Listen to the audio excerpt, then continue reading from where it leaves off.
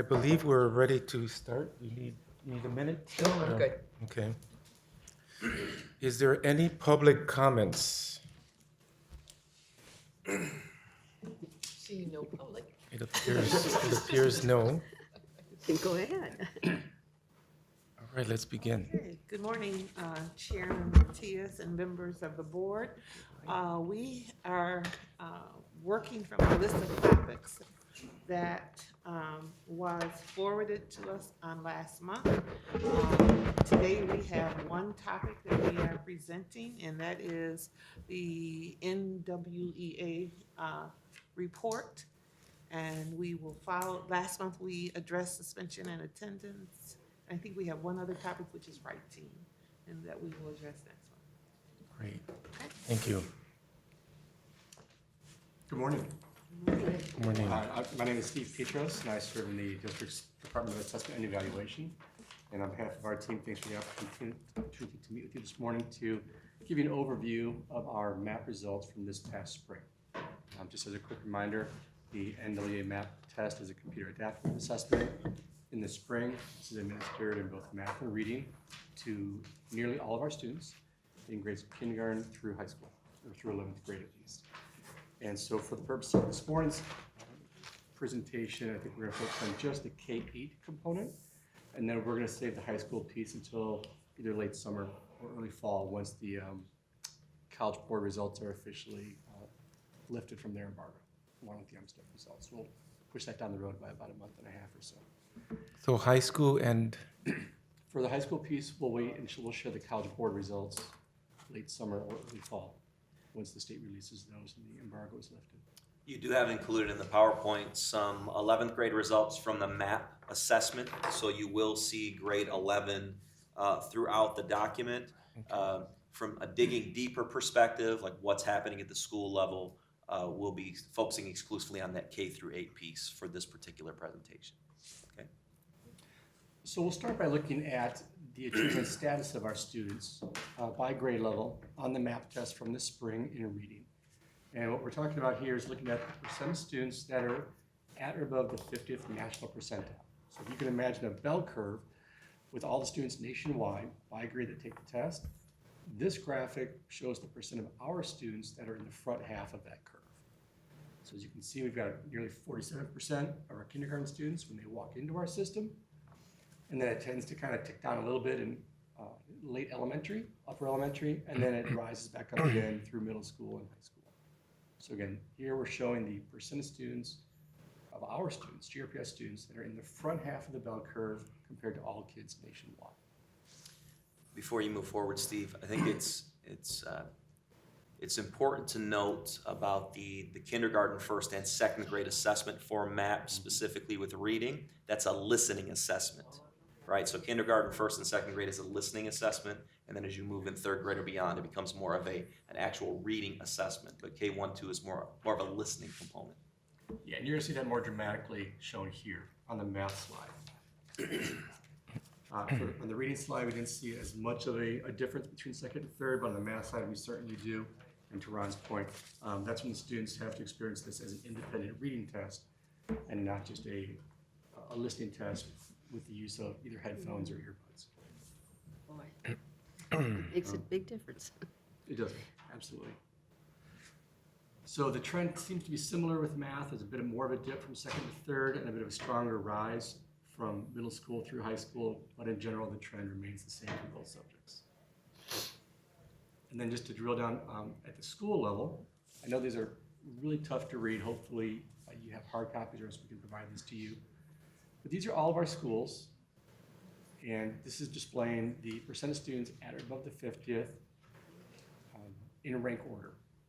Now you may notice that there are 4 schools that are at the top. Keep in mind that those are our admission-based schools. So these students had to test in at this level just to be accepted. So you're going to notice a difference from those right out of the gate. For the rest of the system, certainly a wide range of results. Some schools have really strong numbers, including some of our theme schools, and also some of our schools that might traditionally not look as strong from a MSTEP perspective, but they can still look pretty strong here as well. Congress, Ford, Coit, Stocking are some real strong schools that fare well in the MAP assessment. And then, of course, we have other schools that are struggling, but they are making year-to-year gains nonetheless. What's important to note is when you're looking at this particular slide, as Steve referenced with this 4 schools at the top that are they're way above the 50th percentile. When we go to subsequent slides, when we look at it from a growth perspective, you will not see those 4 schools at the top from a growth perspective. Right. You will see some high poverty schools where some students who were significantly behind making some really large growth. So these are the students who are in the 50th percentile or above, but when we move to the growth piece, kind of pay attention to who's up there at the top. Because they don't have as much room to improve. Well, no, we're not saying that. We believe that there's, we don't have, if you think of City High School, and I always say this, well, there's not much room to grow. Well, every single student at City High School, it does not have a perfect score on the SAT. So there's always room to grow. But when you're looking at that, when you're looking at the schools that have the most students in the 50th percentile or above, those are the test-in schools because they have to meet that particular threshold to get in. But when we move to the growth piece, kind of pay attention to who's really moving achievement. And in many instances, schools with high rates of poverty, English learners, etc. So I believe that's evidence of moving the system in the right direction. And just to add to Ron's comments, on the growth note, keep in mind that growth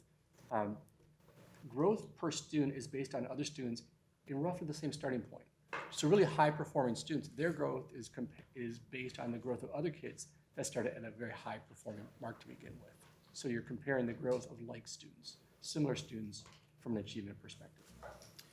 If I can just say, and this is where I think, at least for me, I struggle in that knowing who we're serving.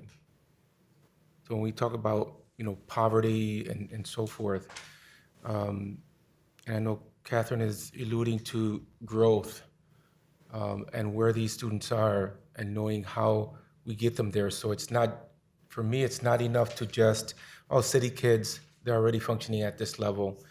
It's also how are we, and particularly you all, taking what we know of how to teach and then being able to apply that to our other schools. Absolutely. Whereby we can help both the buildings, the teachers, the families pursue that excellence. So that I think that what you're asking is the point we're trying to make, is that we are seeing schools where the students are not close to the 50th percentile, making some of the highest levels of growth in the school district. So when we move past the 50th percentile slide, I want to show you some real growth with some schools where we've had some challenges before. So this slide is very similar in terms of trend line compared to the reading slide, but we're talking a lot about growth, so let's go ahead and let's just go there. Let's move ahead to growth. So this slide shows the level of growth for our kindergarten through 8th grade students by grade as a percentile. So the 50th percentile reflects average growth or typical growth. And in reading, we are at or close to the 50th percentile in nearly all grades. Certainly the kindergartners are just a little bit over that threshold, and the rest of our grade levels are close, within just a couple of points. So essentially this means that our students are kind of maintaining their achievement status level over time.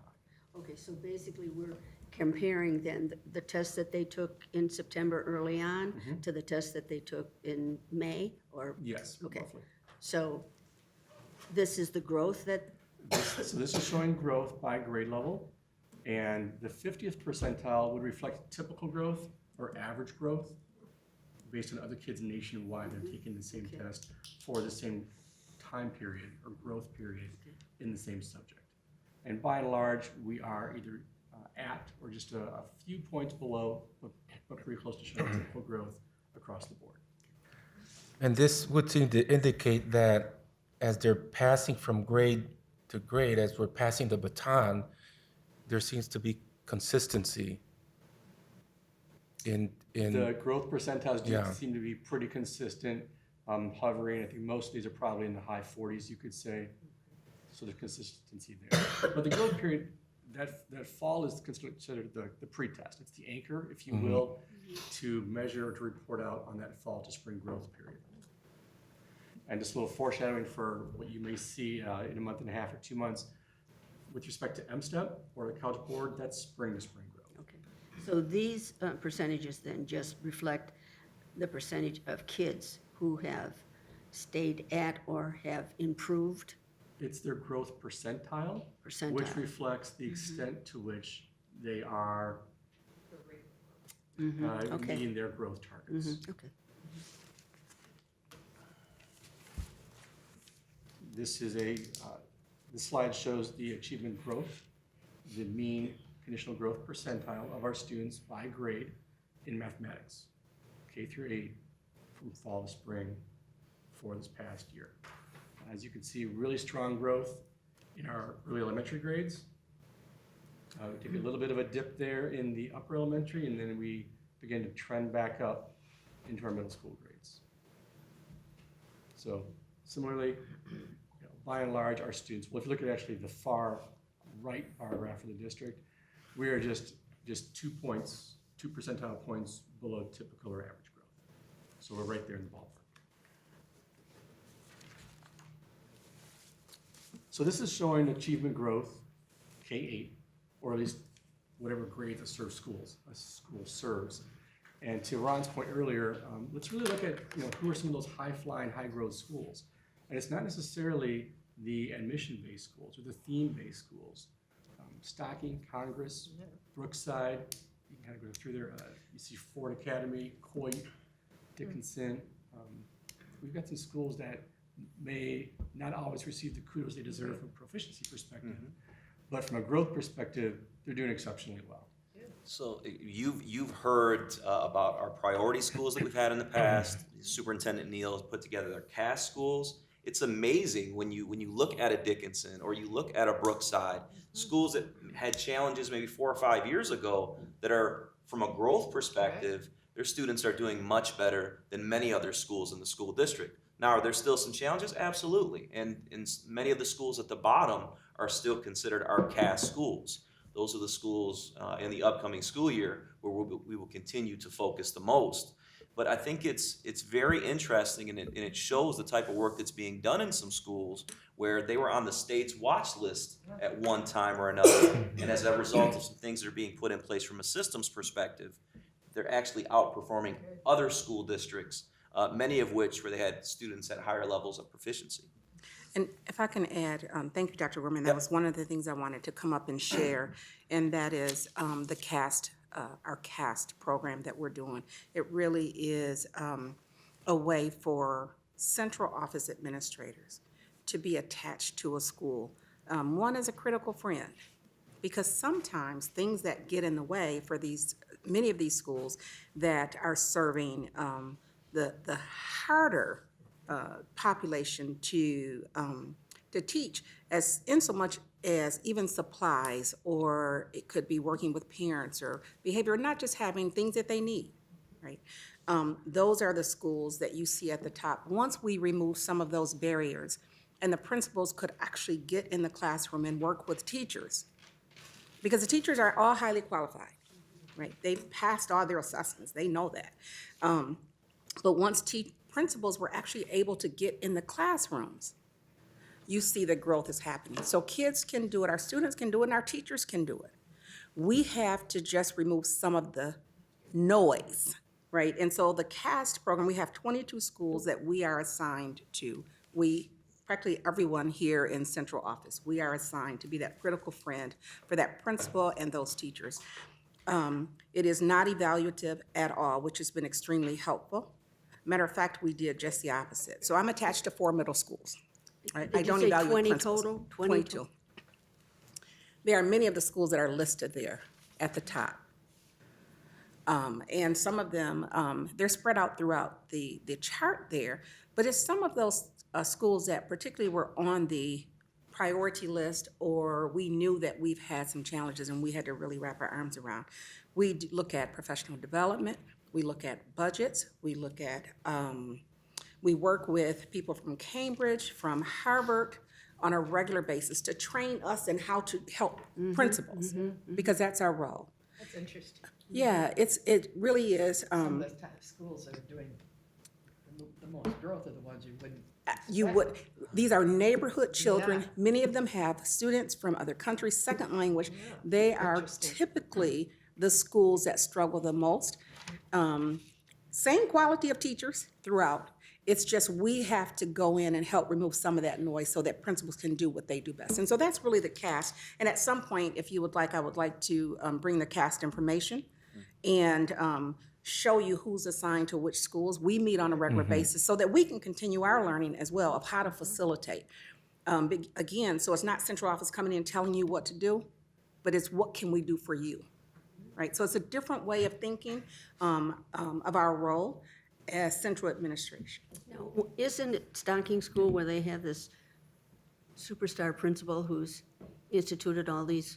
No, so all of our principals are superstars, so I'm gonna Well, this stop one that. did. So it is, we have Ed Trust that is partnering with Joanne Remerson's. But the thing is this, Joanne was also at Brookside for years, Okay. right? And we didn't see the growth.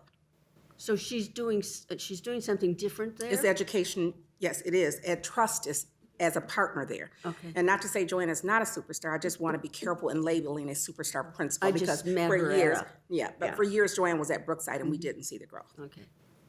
right? Well, I just wondered, obviously there's something going on there because the scores are so good here too. Well, there's something going on at Congress, there's something going on at Brookside as well. We now have, what we didn't have years ago, we have several partners, we are learning as a district, we are sharing the learning. So that is why you see the growth at Stocking, as well as Congress, as well as Brookside. Takes more than one person. Absolutely, absolutely, Maureen. So, the whole so I just want to be careful of labeling, right? And especially we're being taped. I want to be careful with labeling because then that sends a message to other principals.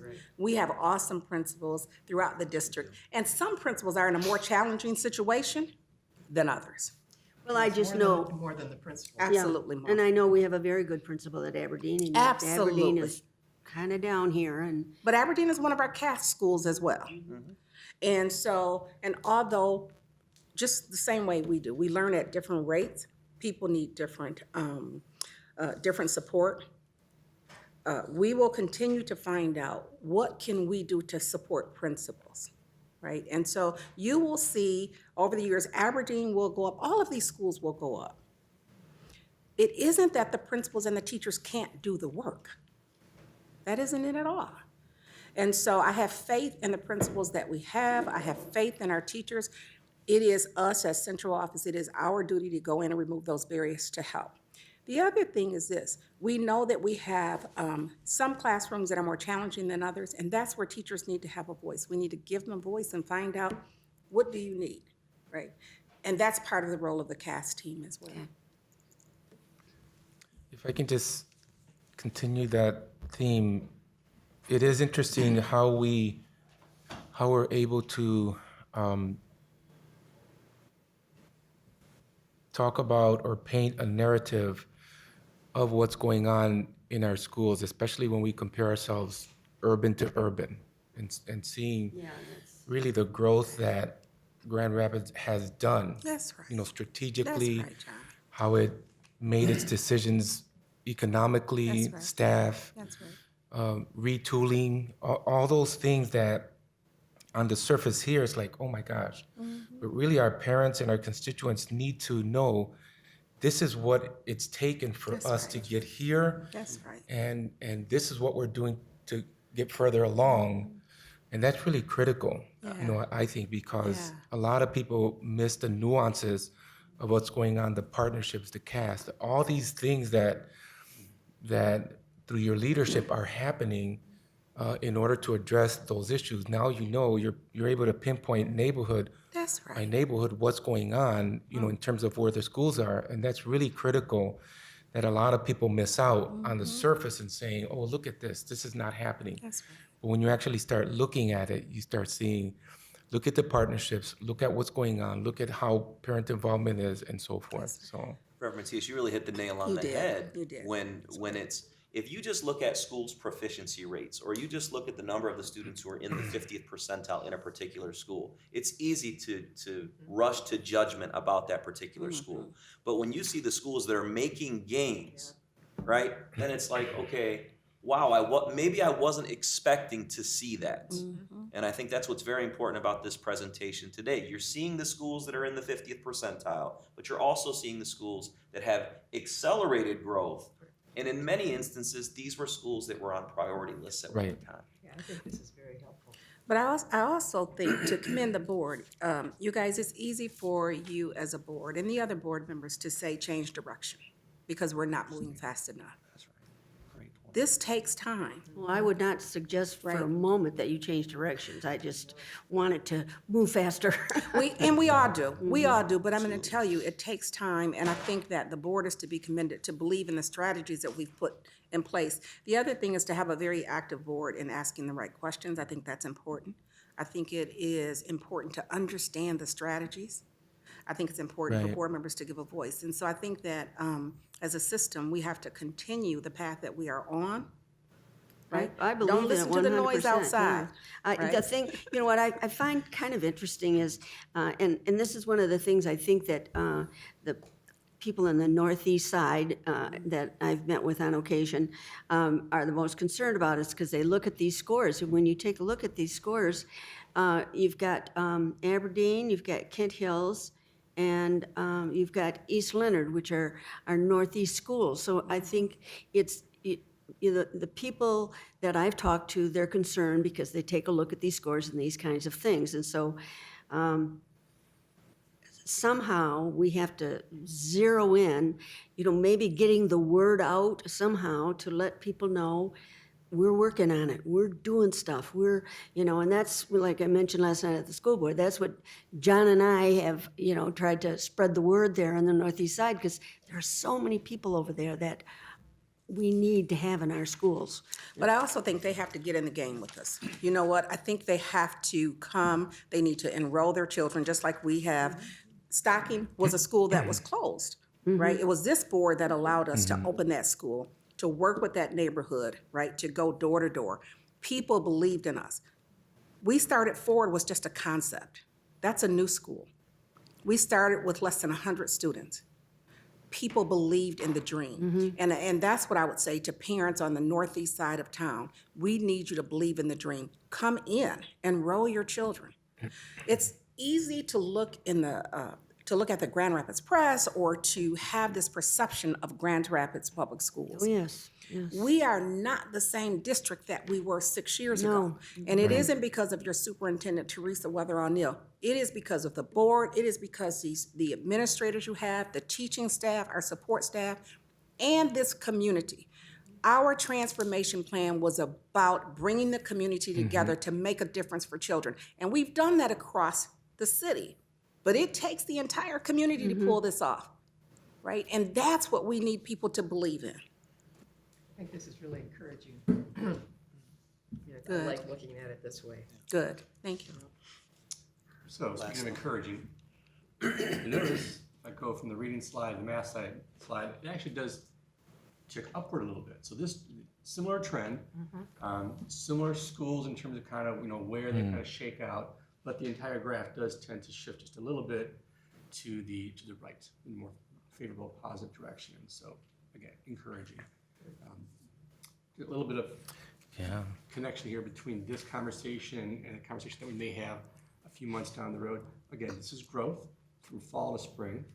Once the state tests come out, we're going to be talking about growth from spring to spring. And just as a reminder too, that growth is now the largest component of our state accountability system. I think it's at 34%, I believe. It's the heaviest weight in our system, and it's the heaviest weight out of all state accountability systems nationwide. So we're really encouraged that growth is being really valued not only locally, but at the state level as well.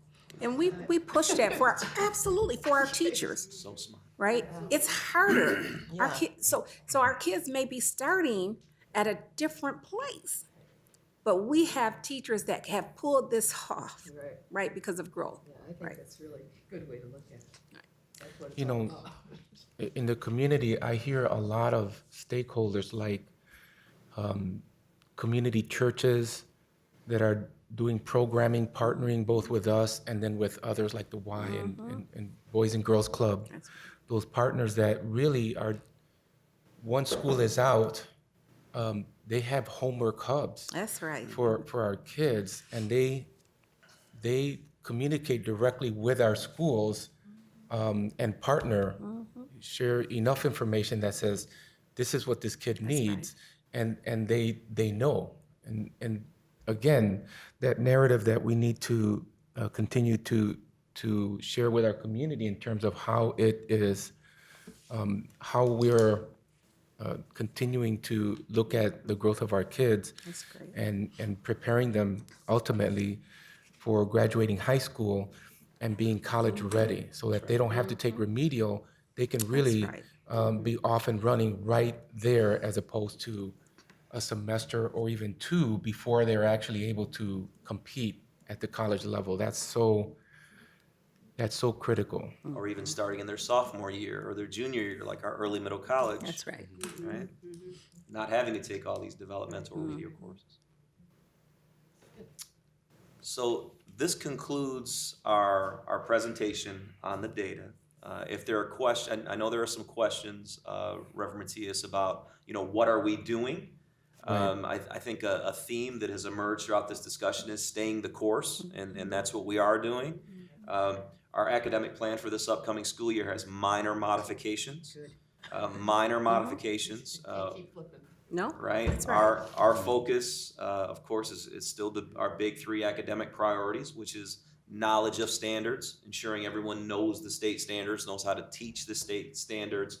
Our students need to be well prepared for state assessments, for assessments like measures of academic progress, and really just be prepared for life. So we need to ensure that we do that. Backwards mapping, so that we start with the end in mind and we work backwards. So what are we expecting students to know and do at the end of a particular school year, and then planning backwards to ensure that we cover the entire curriculum.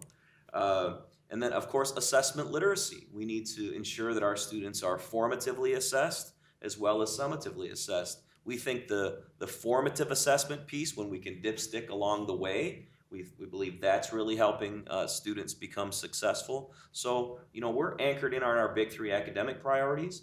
And then for those schools that need the most support, we have our CAS team that's in place. And then thank you to the Board of Education. The approvals you've made from a curriculum perspective, That's of right. course, with Mrs. Evans' right. work. That's The right. science piece.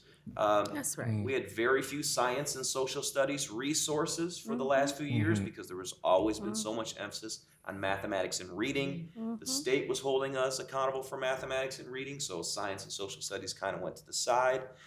So with the science materials, that's a step in the right direction.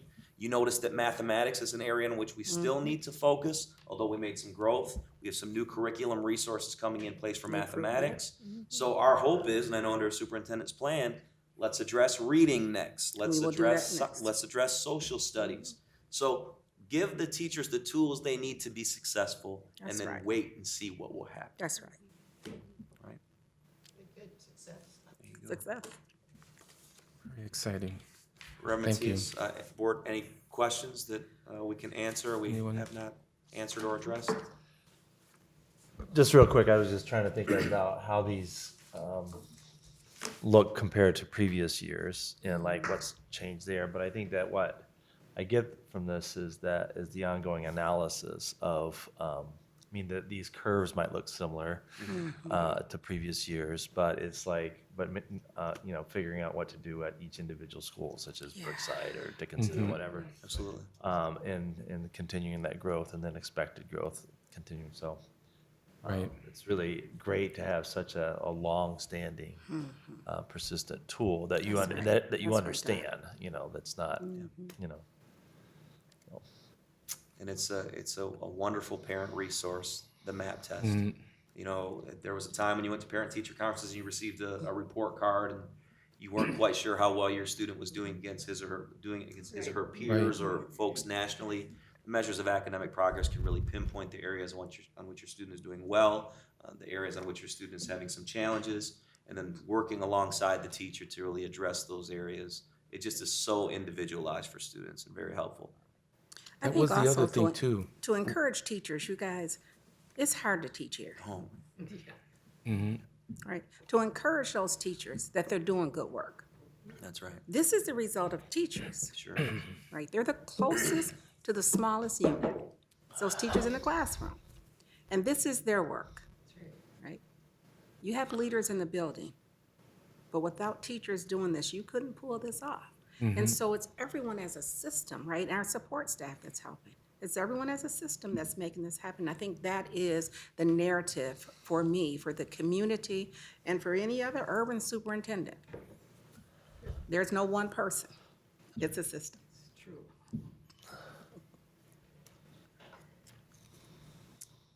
Any additional questions? No, not, good. on Thank mine. you. Thank you. All right, please.